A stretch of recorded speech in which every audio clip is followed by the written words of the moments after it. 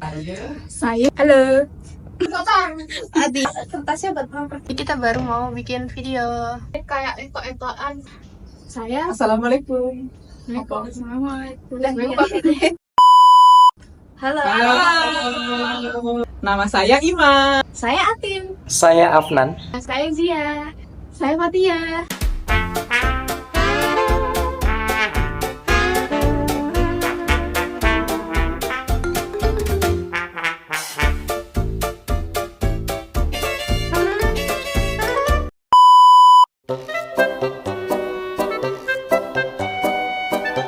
Selamat pagi Ibu semua. Pagi ini kita akan belajar bersama mengenai parenting gitu ya, hasilnya Smart Parenting 14. Untuk sesi yang pertama ini kita akan menjelaskan mengenai remaja karena Smart Parenting 14 maka kita harus tahu remaja itu siapa. Menurut undang-undang remaja itu usia 10 sampai 18 tahun. Kemudian kalau dari salah satu tokoh psikologi Erikson mengatakan bahwa remaja adalah usia 12 hingga 18 tahun. Dari sini bisa kita simpulkan bahwa remaja ini adalah individu dengan usia 10 hingga 18 atau 19 tahun. Fase ini fase yang krusial itu untuk anak-anak kita semua karena biasanya anak mengalami gejolak, mengalami rasa yang tidak nyaman, sehingga bisa memunculkan perasaan-perasaan yang tidak nyaman dan menimbulkan perilaku yang tidak diinginkan. Contoh perilakunya ada di slide ini. Di Jogja ada narkoba, kemudian ada vandalisme, ada tawuran, seks bebas dan sebagainya. Nah, untuk sesi yang pertama, ibu-ibu kami ada tugas. Ini silahkan nanti bisa diisi nama dan dilanjutkan dengan apa saja permasalahan ibu dalam menghadapi permasalahan anak-anaknya semua. Gitu.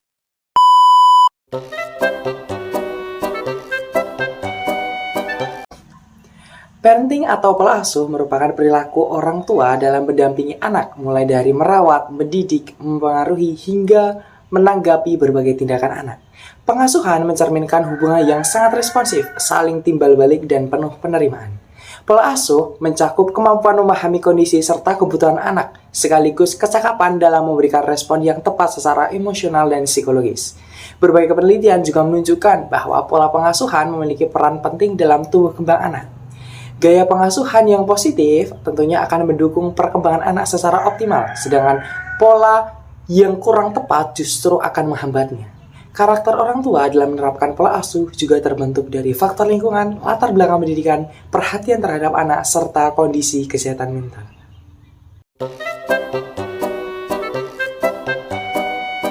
Ibu lanjut dari materi dari Mas Afnan, kita akan lanjut ke materi selanjutnya adalah jenis-jenis parenting. Nah, jadi jenis-jenis parenting ini ada 5. Yang pertama ada pola asuh otoriter. Nah, jadi pola asuh otoriter ini orang tua itu lebih mengkomunikasikan segalanya itu dengan satu arah saja. Nah, kemudian orang tua juga memberikan aturan yang ketat kepada anak dan memberikan dukungan ketika anak itu tidak sesuai dengan keinginan orang tua. Dan kemudian apa sih dampaknya? Nah, anak ini akan tumbuh menjadi orang yang takut, kemudian mengalami masalah emosional, dan harga dirinya rendah.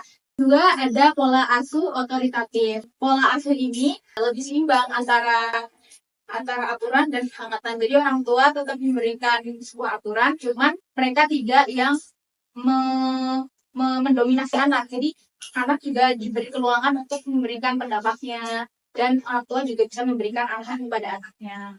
Nah, di sini anak akan lebih mampu untuk mengatur emosinya dan memiliki kemampuan sosial yang baik.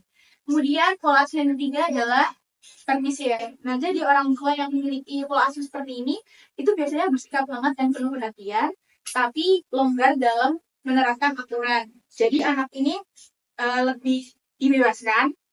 Tapi dampak dari pola asuh ini anak-anak itu menjadi lebih manja, kurang disiplin karena orang tuanya memberikan segalanya. Kemudian yang keempat adalah pola asuh tidak terlibat atau uninvolved. Jadi pola asuh ini orang tua itu cenderung hanya memenuhi kebutuhan fisik, pangan, sandang, dan lain-lain. Cuman secara emosional anak itu dibiarkan gitu. Jadi mereka sebagai orang tua hanya memberikan hak-hak yang secara dasarnya. Tapi orang tua itu jarang memberikan perhatian, arahan, atau ekspektasi terhadap anak-anaknya. Jadi ketika anaknya itu lahir, ya udah, oke anak itu lahir, aku ngasih ini, tapi dari perhatian atau arahan dan ekspektasi itu sangat kurang.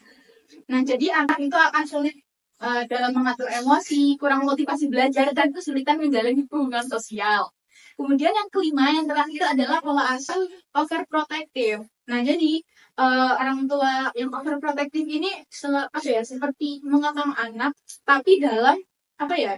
Mereka itu punya pandangan mengekang itu dengan kata melindungi anak, sehingga anak ini nggak dikasih ruang untuk belajar mandiri, kemudian membuat keputusan dan bertanggung jawab. Nah, walaupun niatnya baik, cuman kan pengasuhan ini sangat berlebihan dan dapat menghambat kemampuan sosial bagi anak-anaknya, seperti itu. Nah, terus nanti anaknya juga bisa menjadi orang yang takut gagal dan nggak percaya diri, gitu. Nah, kemudian melanjutkan dari lembar kerja yang sudah diberikan oleh Mbak Adin tadi. Nah, silakan ibu-ibu untuk boleh menceritakan, menuliskan kira-kira dari 5 jenis parenting ini mana yang kiranya ibu-ibu sudah lakukan selama ini. Seperti itu.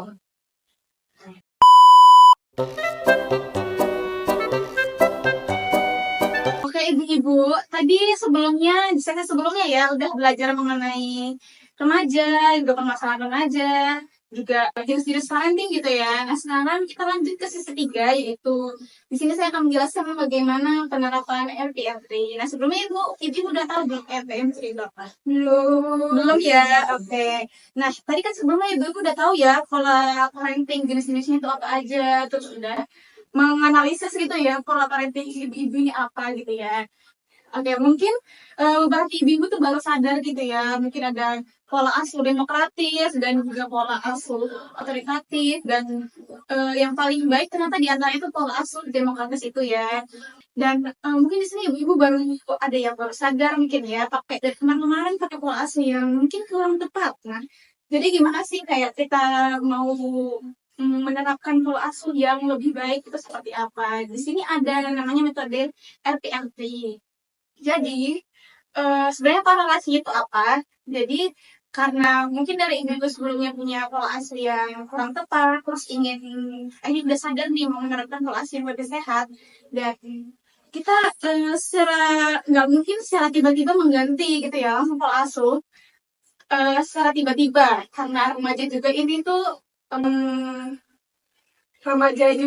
itu tidak tidak terlalu suka perubahan tiba-tiba gitu ya. Jadi mungkin kita lakukan secara pelan-pelan, dan kita lakukannya dengan penerapan RPM3 ini.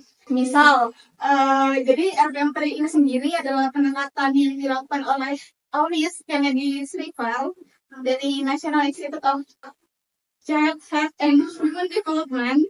Jadi RPM3 sendiri itu adalah singkatan dari responding, yaitu respon, dan preventing, yaitu pencegahan, monitoring yaitu pemantauan, dan juga mentoring, pendampingan, dan modeling yaitu keteladanan gitu ya.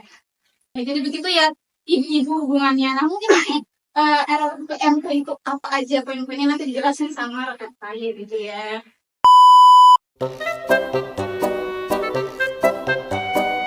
Di sini saya akan menjelaskan lebih lanjut terkait prinsip-prinsip dari RPM3 ini yang sebelumnya sudah dijelaskan pengantarnya oleh Mbak Fatia. Di sini yang pertama ada responding atau merespon dengan tepat. Di sini orang tua itu menjelaskan perilaku anak dengan bijak, bukan reaktif. Jadi tanggapan yang diberikan itu harus mempertimbangkan usia anak dan konteks situasi yang ada.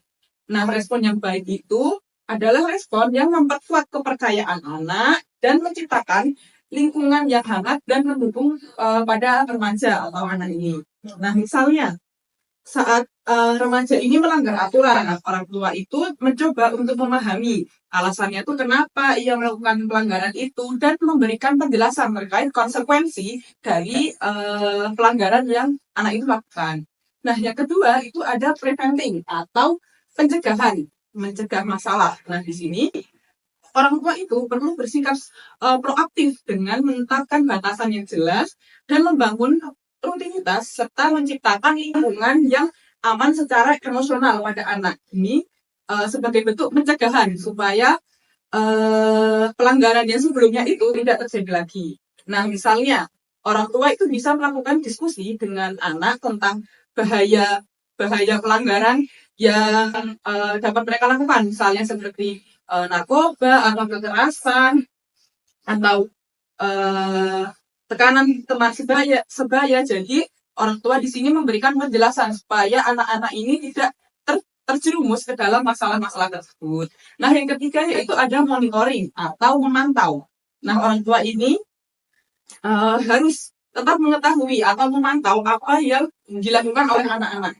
Nah, misalnya dengan siapa mereka bergaul, kemudian apa yang mereka konsumsi, kemudian apa yang mereka jalani sehari-hari. Nah, tapi dalam memantau ini orang tua tidak berlebihan atau dapat mengganggu rutinitas anak dalam memantau ini. Nah, jadi dalam pemantauan ini dapat dilakukan dengan komunikasi terbuka oleh anak sebagai bentuk monitoring yang efektif. Nah, misalnya orang tua ini dapat memantau atau mengetahui bahwa anak-anak ini sedang bersama siapa, kemudian apa yang mereka lakukan, dan membahas aktivitas-aktivitasnya dengan santai. Kemudian yang keempat ada mentoring atau membimbing diskusi pada anak. Jadi orang tua di sini merupakan pendamping.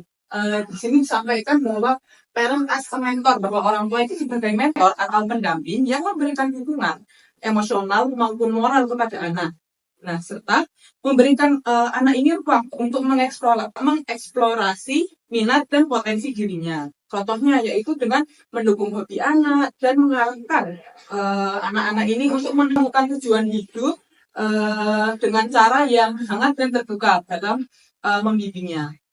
Kemudian yang terakhir ada modeling atau memberikan teladan. Jadi di sini anak itu adalah orang yang masih dalam tujuannya tuh lebih ke mengamati apa yang dilihat di lingkungan. Jadi di sini orang tua itu harus menunjukkan nilai-nilai yang baik supaya memberikan panutan atau contoh yang baik kepada anak. Misalnya orang tua selalu jujur, empati, tanggung jawab, dan melakukan tindakan-tindakan yang baik sehari-hari supaya anak dapat mencontoh perilaku atau memodeling perilaku dari orang tua.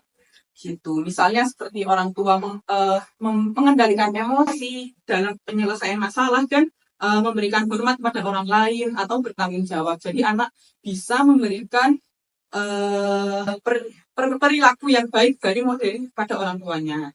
Gitu. Nah, jadi Ibu kan sudah mengetahui nih apa itu RPMP, kemudian penjelasan lebih lanjut terkait RPMP. Nah, di sini saya meminta Ibu untuk menuliskan di kertas yang tadi sudah sebelumnya diberikan itu untuk menganalisis permasalahan yang ibu-ibu temui ini. Dari sebelumnya kan sudah menyampaikan apa sih permasalahan remaja ini atau anak ini dalam mengasuh anak. Nah, ibu-ibu dapat menuliskan solusinya dengan metode RPMD ini dari permasalahan yang ibu-ibu hadapi dari anaknya. Gitu.